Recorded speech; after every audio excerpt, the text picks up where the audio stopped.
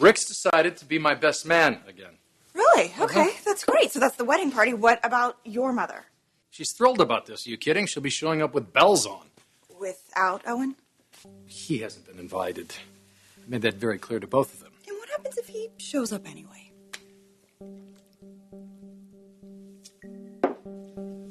I'll kill him. Right.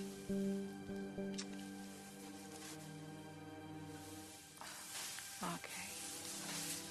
Tell me, what is it? What's the matter, darling? Just this whole thing with Nick is driving me nuts. Come on, ordering me to stay away from his wedding? I'm your fiancé, for God's sakes.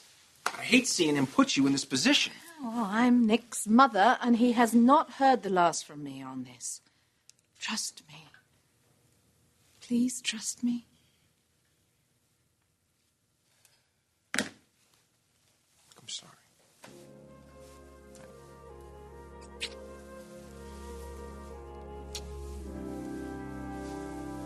Come on, how am I supposed to know where the happy couple's honeymoon is going to be? What do I look like, the freaking wedding planner?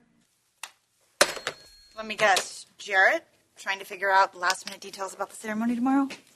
I don't suppose that you're having second thoughts? About marrying Nick? What do you think? Well, I think that if I didn't like you so much, that I'd congratulate you. Considering you're so hell-bent on marrying this guy again, I'll go with my condolences instead.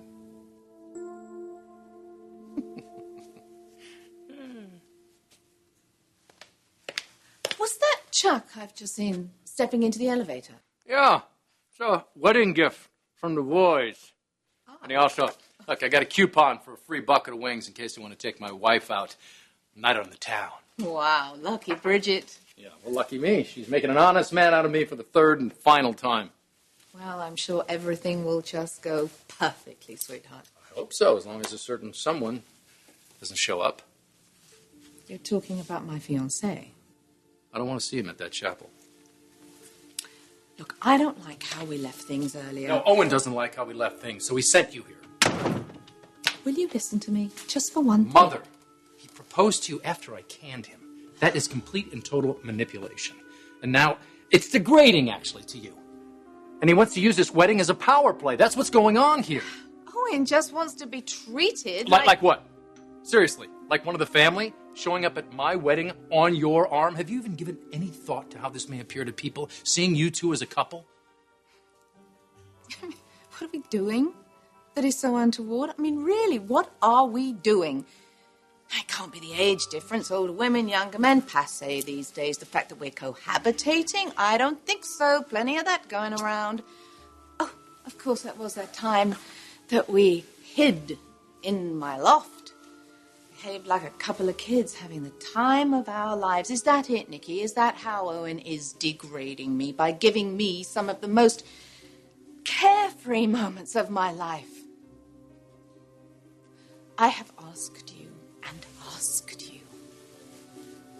Give it time. I've asked you to try to understand, and I don't think you've tried at all.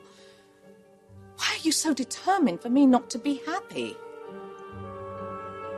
Been very hard on you, but you have to understand he's protective of the women he loves. Okay, so what, that gives him the right to trash me at every second that he gets? His mother is very important to him. She is important to me, too. That's why I proposed to her, and that is why she said yes.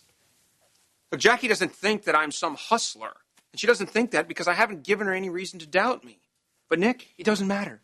He thinks that I'm some pretty boy trying to work my way into a life on Easy Street by using his unsuspecting mother to do it.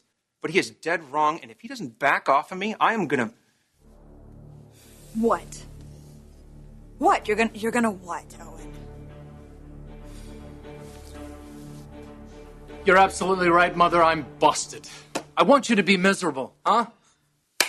I care nothing about your happiness. Oh, stop it. I'm just trying to get you to see... You're trying to get me to see your boy toy through your eyes. No.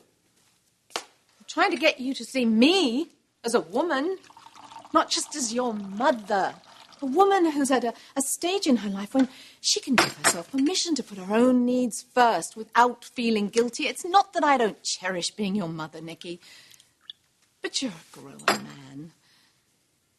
That's something I haven't always respected. You know, I've interfered in your romantic involvements when I shouldn't have. I told myself it was because I was just looking out for you. When the truth is that my personal life was just so bloody empty. But that's changed now. Owen's changed that in really just glorious, unexpected ways. And it scares the hell out of me, and it should scare the hell out of you. What should? Well, what do we know about him, Mother? I mean, seriously. Do we know anything about his family? Who was this guy before he came to L.A.? Has anyone done any kind of background check on him? I trust Owen. You know, he doesn't open up about his family very much, but that doesn't mean he's hiding anything. Or it means he is. No.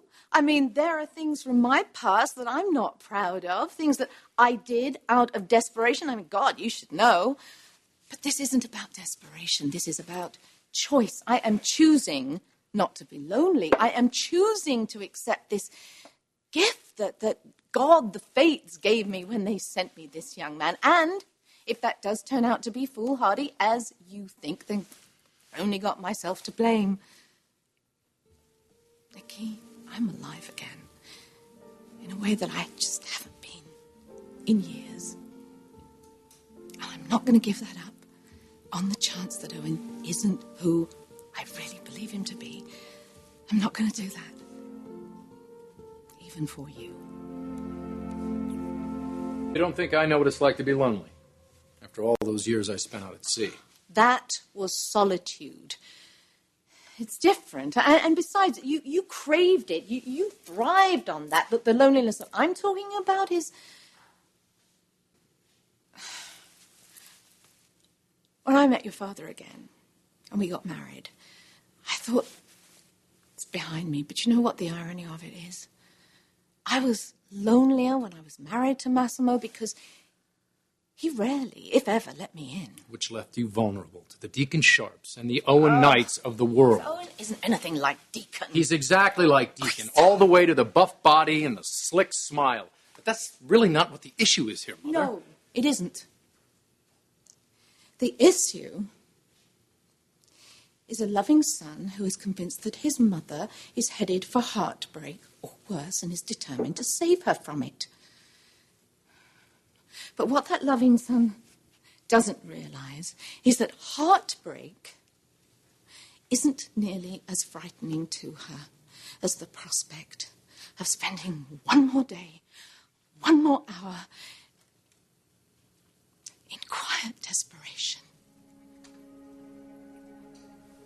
Isn't companionship everyone's right? Isn't love everyone's dream? You found both of those, Nicky, with Bridget. I hope I found them with Owen. Stop denigrating him to me, please, because every time you do, it doesn't make me love him less. It makes me treasure him more. My dearest wish is that the day I do marry him, that you will understand, that you will be compassionate. For both our sakes.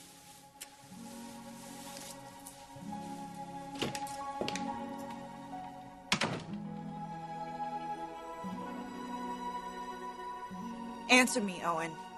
You're going to do what? You just tell your fiancé that I am not a doormat. And I only take so much before I push back. Meaning what? Meaning? I don't know. But I've got limits, Bridget. And Nick is about to cross all of them. And that would be a mistake. It'd be a very big mistake.